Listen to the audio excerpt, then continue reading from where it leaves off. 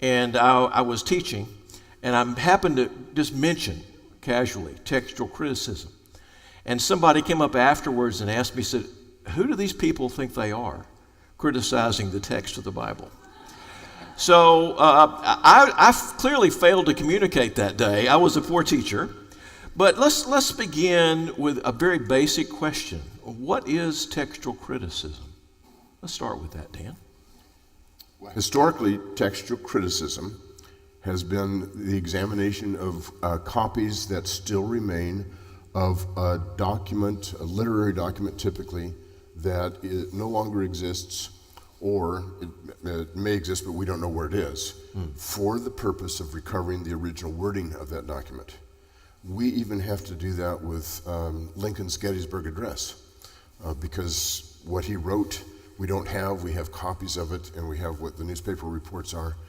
There's virtually all ancient literature we have to recover by copies. We don't have the originals of the ancient literature, and the Bible is no different from that. So its purpose is then to try to recover the original text?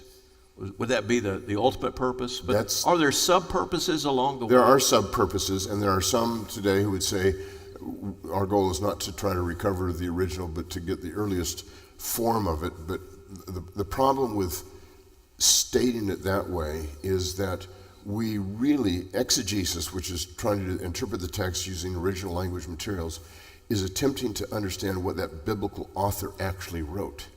And if the goal of textual criticism is just to get the earliest text that does not equate to the original words, then you're saying that original author may not be as important.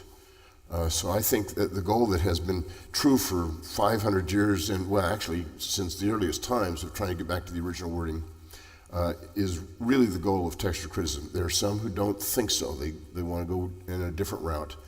But most of us today, I think, would say the objective, whether we can reach it or not in every single place, is to recover the exact wording of the original text.